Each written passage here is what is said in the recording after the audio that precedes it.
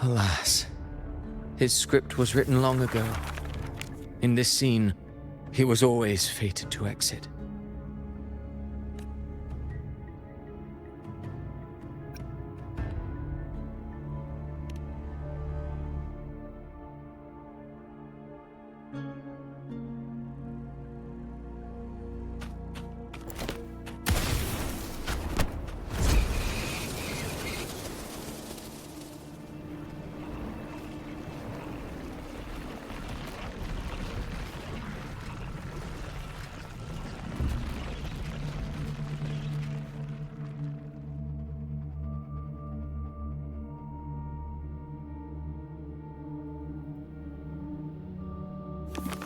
A lie told often enough becomes the truth. Weave memory, history, experience, and you can craft a man who exists in the minds of others.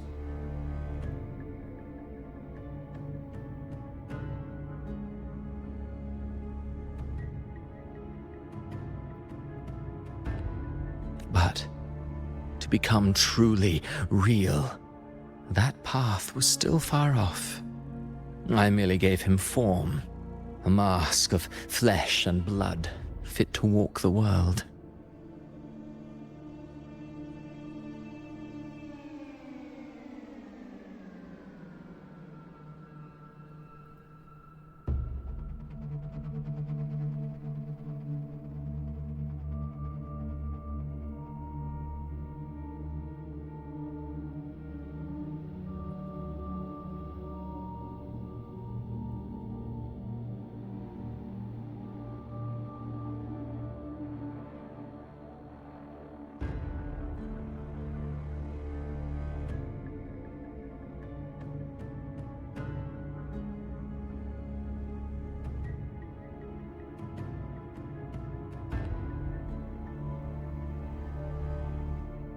In the end, the breath that could give him life was his alone.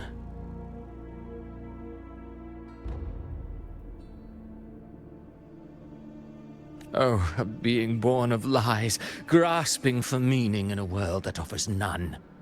Such a pursuit demands the courage to question the meaning of one's existence, yes. It demands pain.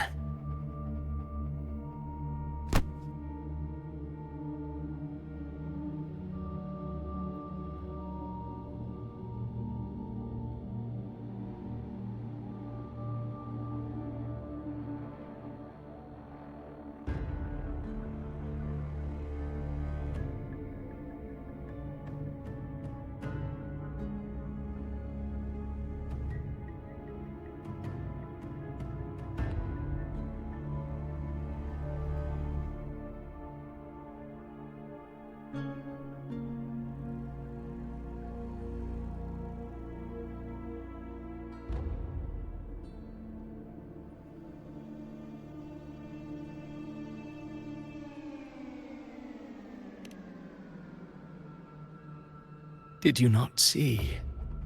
I did. His intentions, his ambitions, his darkness, his weakness. To lay a soul bare is not always an act of cruelty. Humanity is fate's plaything. I simply showed them the strings.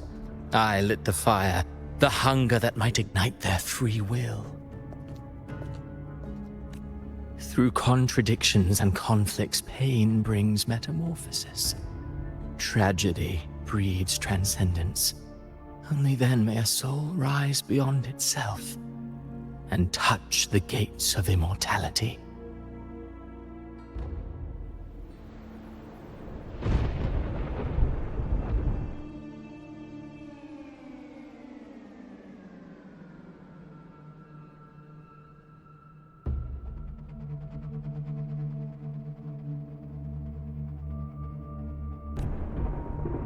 Should you still insist on my cruelty?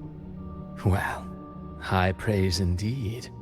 At the very least, it proves this story has stirred your pity and fervor. That alone earns you the right to read through to the final act.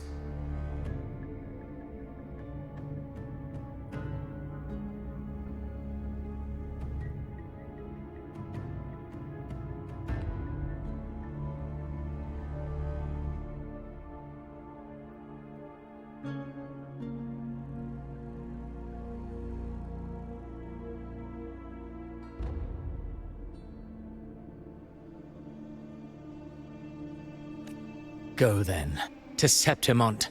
The curtain is drawing. There I shall rewrite Rinasita's fate, with the dark tide as my ink.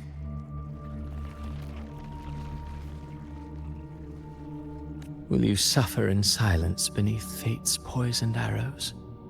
Or rise to defy this world's endless trials? I too await your final answer.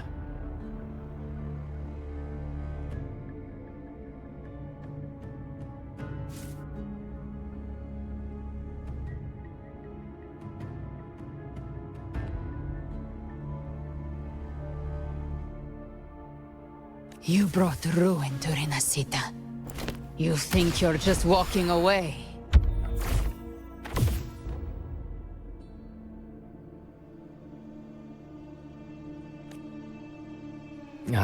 My stage lies elsewhere. In this scene, I am but a herald. But since you're so eager, I'll leave you with one final clue. I've never had much fondness for overwrought dramatic irony. The dark tide has already tainted the civilization capsule. It no longer requires the Threnodians' authority to be opened. Just a single drop of the tide's nectar will suffice.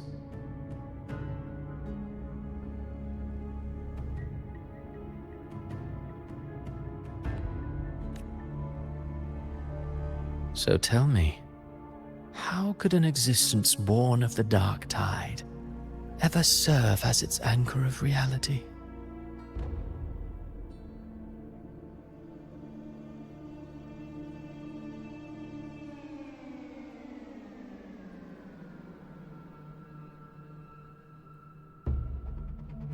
Be forewarned. When dark waters recede, the truth beneath the surface shall come to light.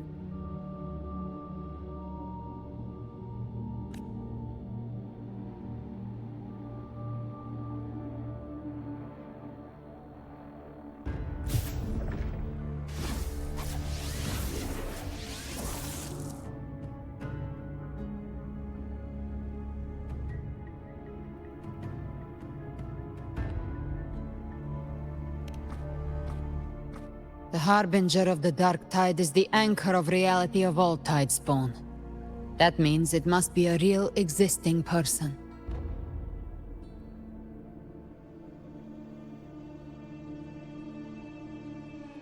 When I was absorbing the tidespawn, I felt it. Avidius was also born of the dark tide. Then why didn't the light of Imperator reveal his true form? Because his intentions and words were real.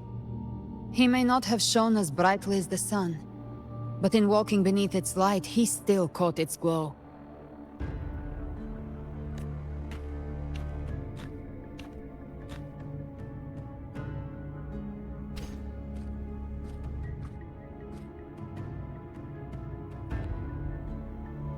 And that unshakable resolve not to become a pawn of the darkness, even unto death, that created his own truth.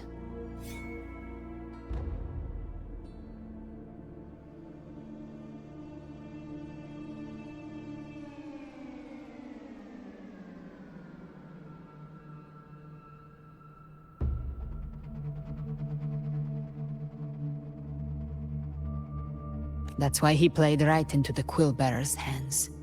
A scapegoat, the perfect sacrifice to bury the truth. All his noble wishes were twisted. Such cruel irony can rot for all I care.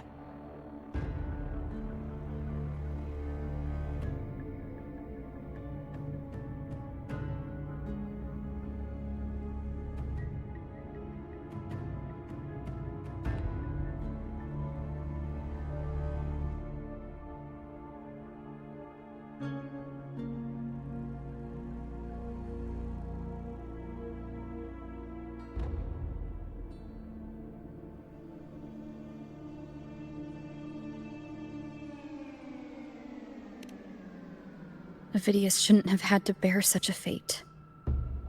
I will carry on his fight. I'll keep writing the story he believed in. The story that gives people hope.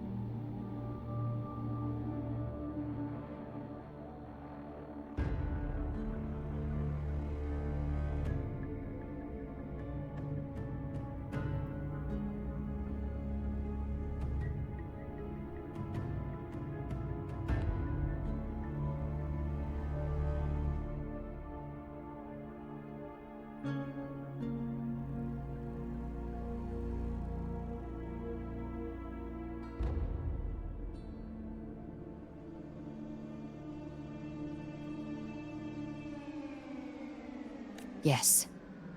As he wished. We must stop the greater tragedy that's coming. Let's return to Cantarella and check on the wounded. If Avidius wasn't the Harbinger, that means we missed something.